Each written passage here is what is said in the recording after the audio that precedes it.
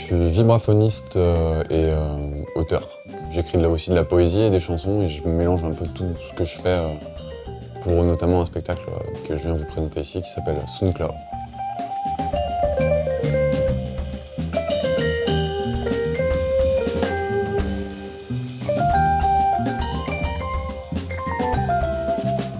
Le nom, il vient d'abord Sun Tzu, qui est l'auteur de L'Art de la guerre. C'est un auteur, un général chinois qui avait écrit un traité sur l'art de la guerre, mais qui est ensuite devenu un ouvrage philosophique dont beaucoup s'inspirent. Et Cloud pour les griffes. Les griffes, un peu, qui sont les baguettes du vibraphone, qui sont un peu cette forme-là. Et la stratégie, c'est un peu essayer d'attraper le soleil, d'atteindre la lumière, un peu grâce à la stratégie et grâce à de la compréhension et puis de l'observation. Dessous tout était flouté, comme si ce monde était peint.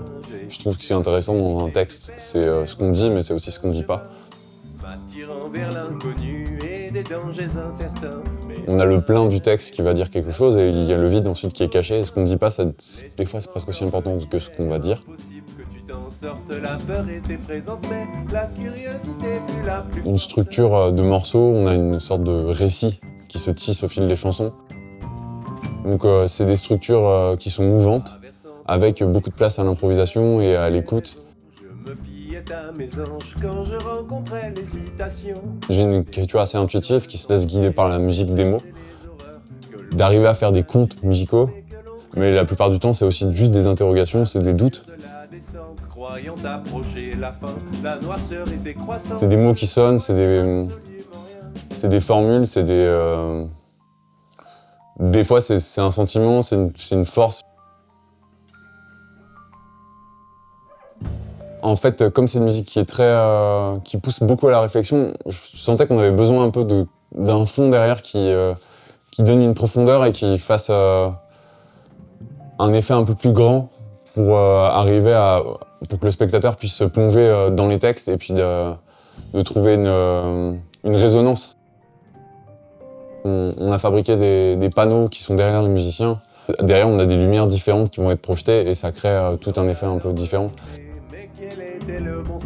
Et j'aime beaucoup aussi le fait d'utiliser du bambou parce que c'est un matériau c'est quelque chose de léger, flexible, qui en même temps a une sorte de dureté, qui peut donner une structure.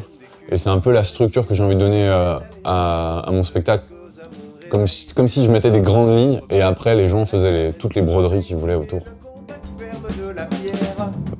Faire une sorte de musique qui soit un peu un carrefour entre de la musique jazz, de l'improvisation, de la chanson presque pop.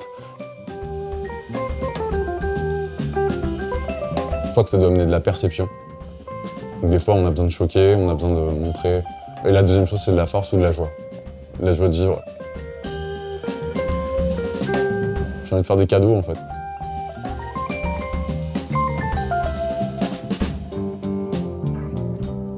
Sous l'eau, quelques bulles s'envolent, l'instinct les guide vers les cimes. Elles arrivent en farandole, apportant des nouvelles de l'abîme.